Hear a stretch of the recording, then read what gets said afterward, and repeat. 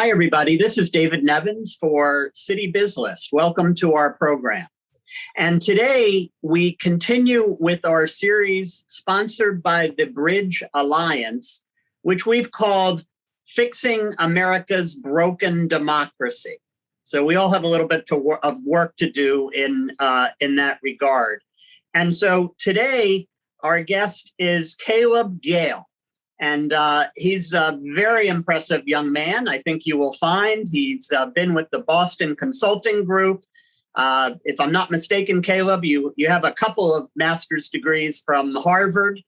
You're extraordinarily well educated. You've had a number of fellowships and the like. Anyway, Caleb, without further ado, welcome to our program.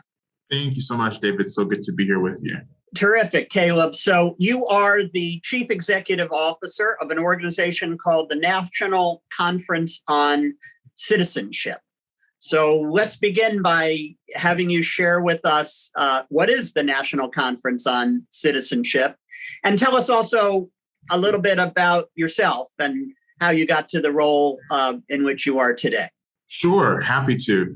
So yes, I am in charge of the National Conference on Citizenship. We're a congressionally chartered nonprofit organization, and we were founded quite some time ago, nearly 75 years ago, to focus specifically on how to harness the patriotic energy and national civic involvement surrounding World War II, right? How do we kind of put that in a bottle and replicate it over the course of many years? And so the organization has been at that work for quite some time. Interestingly, as a way of kind of perhaps even tying my personal story together with the National Conference on Citizenship, my family was not even in the United States when the National Conference on Citizenship was founded. My family was in Jamaica. My parents came over in the 70s, and in part, the way in which they felt involved, right, civically in their country and in the process of becoming even more American was actually that both of their mothers were involved very heavily, very early on in labor organizing. That's how they found friends. That's how they found associates.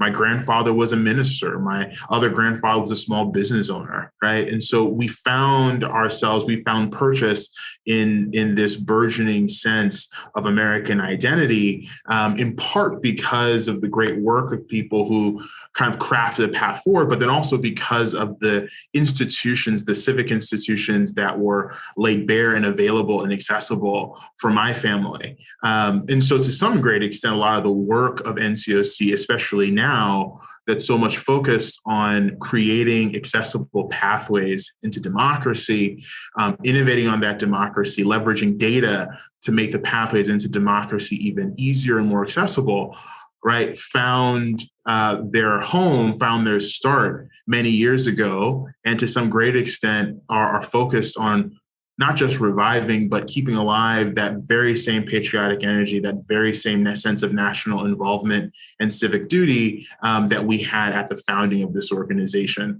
The very same types of patriotic energy and duty that compelled even my grandparents and parents to come and to become involved in their communities. So, Caleb, I would say that I guess as hard as you've tried, and I think you said your organization's been around 75 years or so, it would seem to, I think, a lot of us that an improved civic life in America is currently something a bit challenged and under stress and pressure, right?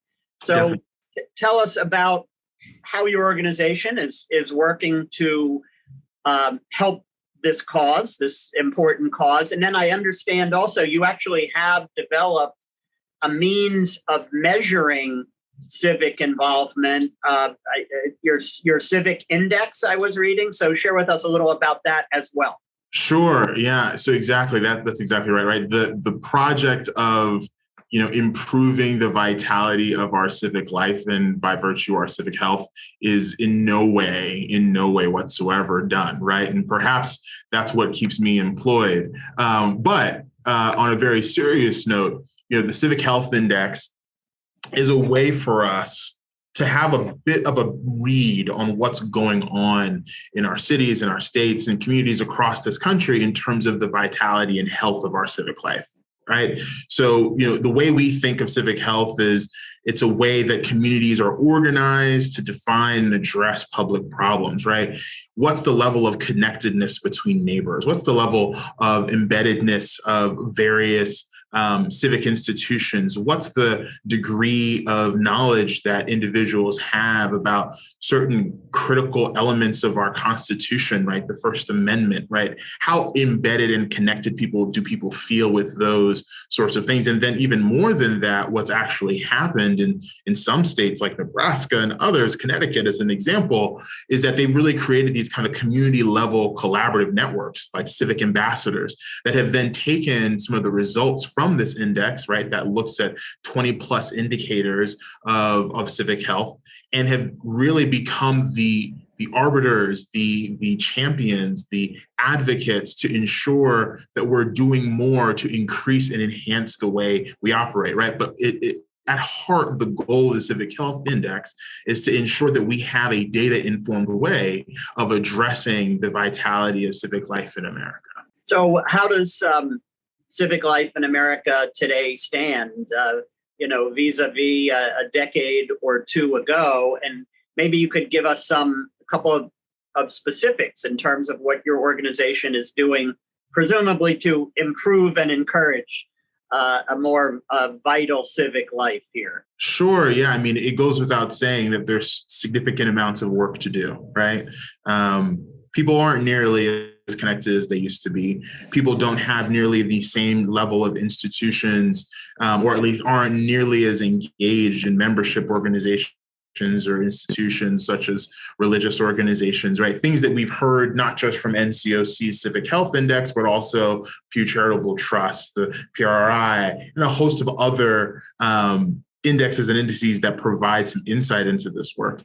But what I believe NCOC is really endeavoring to do is to identify very clear ways in which we can make our public square, our democracy healthier, not just thinking strictly about the ballot box, not just thinking about voter registration, but actually thinking about what happens before and after we're at a ballot box, right? So in particular, right, what makes part of, engaging in civic health or protecting civic health a little harder oftentimes is the degree of mis and disinformation which pervades a lot of our social media sites, pervades a lot of how we live our lives online, if you will. And so we have something called the Algorithmic Transparency Institute, right? It's an effort to develop methodologies and tools collectively and collaboratively with average people, right? And analyzing data to increase transparency about how these massive digital platforms impact society, right? We have Students Learn, Students Vote, which is actively engaged in working with hundreds and thousands of college students across the country to turn our universities into voter activation and civic engagement hubs, right? We have the Pandemic to Prosperity, right? Another tool, a critical tool of data that is really much more of a trusted and relevant, highly vetted source of information to kind of steer America towards a fair and complete recovery from this pandemic, or Democracy Fellows that focuses on training, bureaucrats on how to become activated in creating their own democracy plans for cities around the country, and on and on and on, right? So tackling in very clear ways to innovate the democracy that we have, leveraging the data that we know we have at our disposal that provides insight into where the problems are most severe, and then embedding and piloting those innovations at the most local of levels as we possibly can. It seems so ironic.